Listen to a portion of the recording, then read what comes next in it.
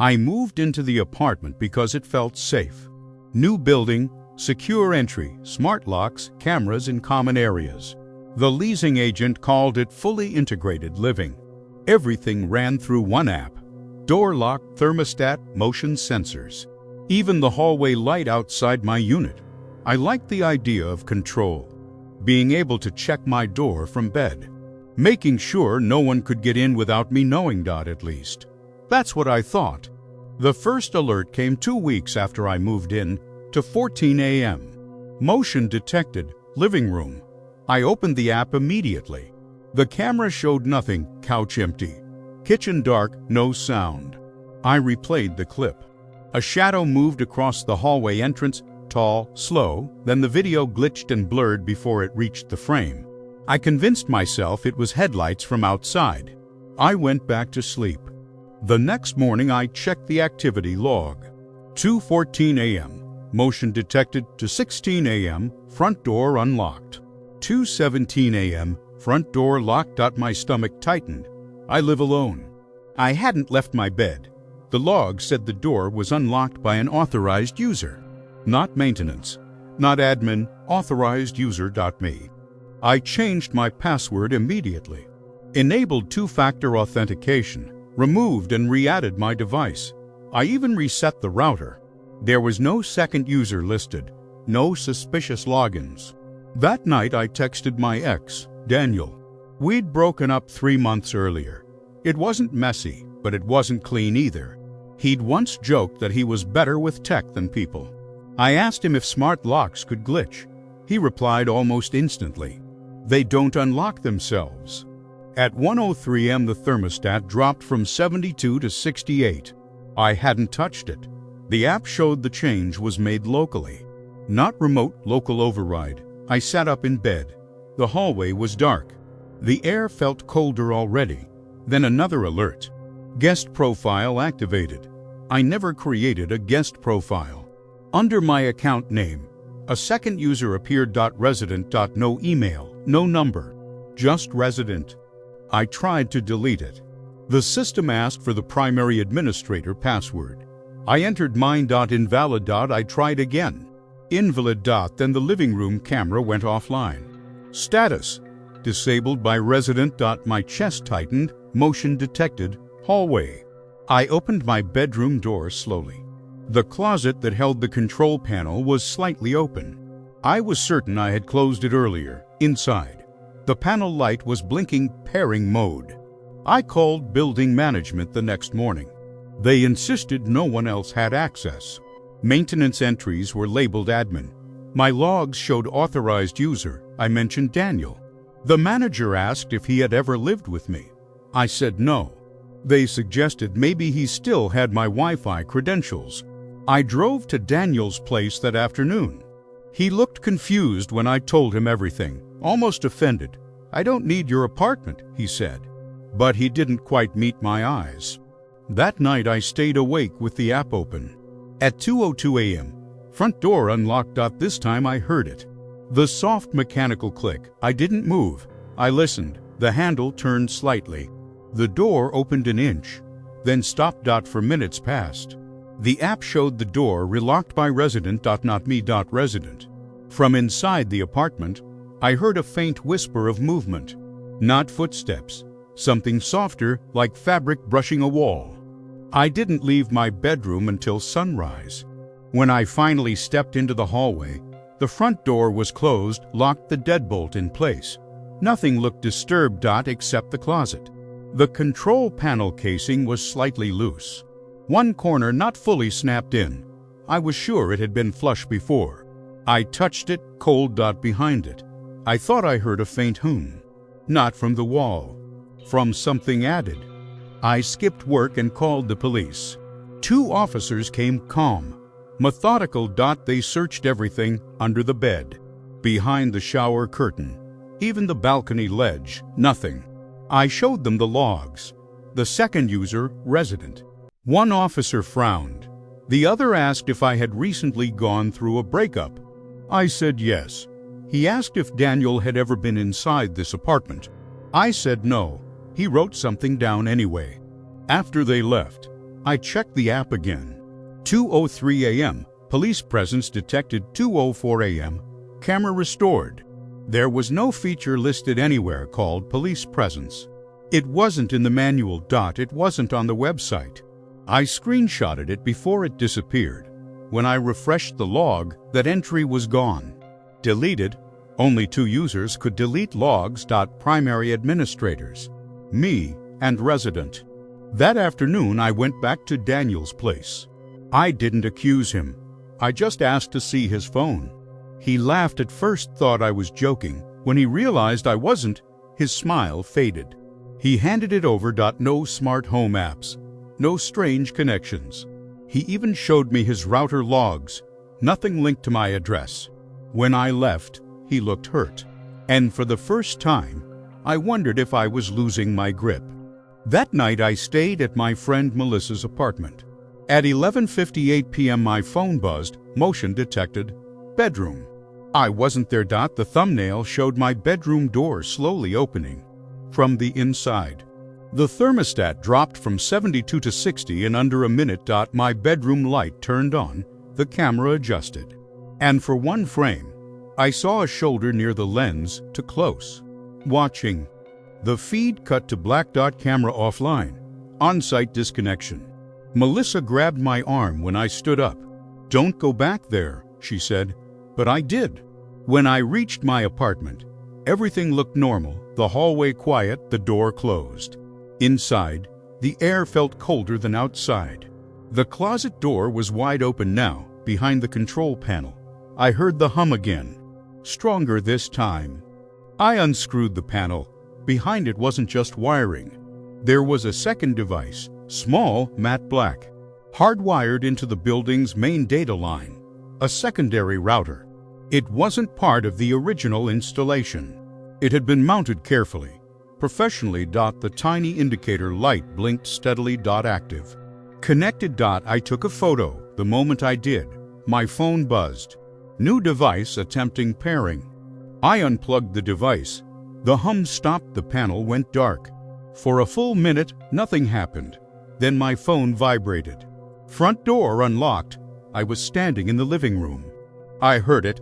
The lock disengaged behind me. The handle turned slowly. The door opened 2 inches. No one stood there. But it wasn't wind. The hallway air was still. My phone buzzed again. Resident requesting camera permissions. The notification popped up over and over. Accept. Deny. Accept. Deny. From somewhere inside the apartment, not outside, I heard breathing. Close. To close. And then a whisper behind me. "You locked me out." I ran. Police returned within minutes. This time they opened apartment 3B, 3 doors down, vacant on record. Inside, they found a mattress, food containers, 3 monitors connected to a custom system. My camera feeds were displayed on all 3 screens. Archived footage organized by date. Clips labeled sleep, shower, phone calls, every night since I moved in. He had mirrored my admin access. Resident wasn't a glitch. It was him. They searched the stairwell, the parking garage, the rooftop. Nothing. The back hallway camera had been manually disabled 10 minutes before they entered 3B. He knew they were coming. The hidden router I unplugged had triggered an alert. Not to the company. To him. I terminated my lease that week. Moved across the state. New building. No smart features. No connected locks. Nothing digital.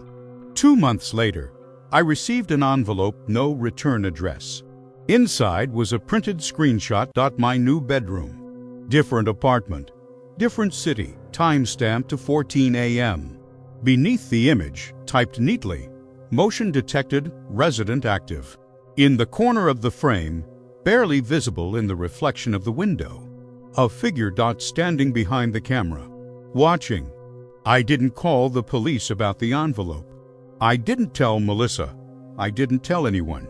I just sat on the edge of my bed staring at the screenshot of my own room. It wasn't fake. The furniture was different. The window placement was correct. Even the small crack in the ceiling above my closet was visible. Someone had been inside. Or someone was watching from somewhere I couldn't see. I checked every vent, every smoke detector, every outlet. I bought a signal detector online and scanned the walls at 3 a.m. Nothing obvious, no hidden cameras, no active transmitters. I even unplugged my Wi-Fi at night. The first 3 nights were quiet. No alerts, no envelopes, no movement. I almost convinced myself it was a delayed threat, a final scare before he disappeared.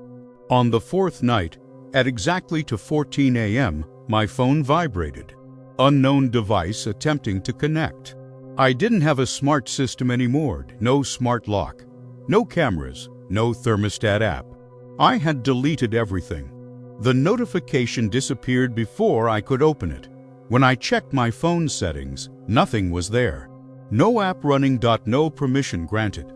But my battery usage showed background activity at 14 a.m. from an app that no longer existed. The next morning I found my bedroom window unlocked. I always lock it. Always. The latch was loose, like someone had tested it repeatedly. From outside, there was a narrow fire escape landing. Accessible. I looked down. 4 floors below, a man stood on the sidewalk. Still. Looking up. When our eyes met, he didn't look away, he just smiled slowly. And then he stepped backward into the street and disappeared into traffic. I called the police again. Different city, different officers. They searched the fire escape, found nothing, no prints, no signs of forced entry. They asked if I had any ongoing disputes, any recent breakups, any history of paranoia. I told them about 3B. About resident, about the archived footage. They said there was no active warrant in my name, and no open investigation tied to my address. That night I didn't sleep at all. I dragged a chair in front of my bedroom door and sat facing it with the lights off. At 2:13 a.m. my phone screen lit up on its own. No notification sound, just light. 14 a.m. the screen went black, then turned on again. Front camera active. I wasn't touching it. I could see myself on the display. And behind me, the outline of someone standing in the doorway. I spun around. The doorway was empty. The hallway light was off. No sound, no movement. When I looked back at my phone, the screen was normal, lock screen. No camera open. My heart was pounding so hard I felt dizzy. I checked the camera roll. One new photo saved at 2:14 a.m. It was me, sitting in the chair, facing the door, and behind me, the shape was clearer, a man, inside my apartment. I grabbed the kitchen knife and searched every room. Closet, bathroom, under the bed, nothing. But the window in the living room was slightly open, just enough to let cold air in. The latch had fresh scratches along the metal edge, not old wear. Recent. I locked it, double-checked every entry point. Then I noticed something else. My smoke detector light was blinking. It had never blinked before. I pulled a chair and reached it. Unscrewed the smoke detector from the ceiling. Inside wasn't just wiring. There was a tiny lens embedded beside the battery compartment, almost invisible. A microcamera hard unit, not connected to direct feed cable running into the wall cavity. I followed the cable down through the drywall opening. It didn't lead outside. It led into the building's internal structure. Police found similar devices in 2 other apartments, hidden in vents, smoke detectors, electrical outlets, all connected through a concealed cable network inside the walls. Professional installation. Months of preparation. Apartment 3B had been empty on paper, but the building's blueprints showed something strange. A maintenance corridor behind several units, including mine, narrow, accessible through a locked panel in the stairwell. They opened the panel. Inside was just enough space for someone to move quietly behind the walls, soundproofed sections. Small cutouts aligned with vent openings. Strategic camera placements. He didn't need Wi-Fi anymore. He had direct physical access. Resident wasn't digital. Resident was architectural. A man who lived between apartments. Inside the building itself. They searched the corridor from end to end. At the far corner they found a sleeping bag, bottled water, protein bars, and a small notebook. Inside were timestamps. 2:14 a.m. circled over and over. Next to it, one sentence repeated dozens of times. She notices at 2:14. The last page had a new line written in fresh ink. New address confirmed. They never caught him. The corridor led to an old maintenance exit that opened into the underground parking structure. No cameras there, disabled months earlier.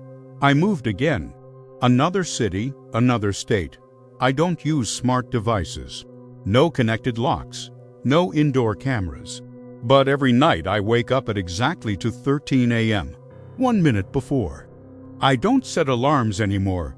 Still, my body wakes me. Heart racing. Waiting. At 2:14 a.m. something always happens. Not loud. Not dramatic. Just small things. A floorboard creaks in a place that shouldn't creak. A draft moves across my face when the windows are sealed. Once, the bathroom light was already on when I walked in. I know I turned it off before bed. Last week, I found a single fingerprint on my bedroom mirror. Not mine, placed at shoulder height, as if someone stood directly behind me while I slept, watching my reflection. I cleaned it. The next morning it was back. In the exact same place.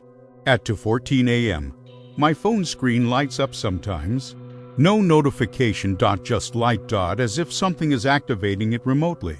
Tonight I'm writing this at 2:12 a.m. I can feel it coming. The air feels heavier. Still. Like the building itself is holding its breath. 2:13. My hallway just made a soft clicking sound. Not from the door. From inside the wall. 2:14. There it is, a whisper, right behind me, clear this time. You can move. But I live where you sleep.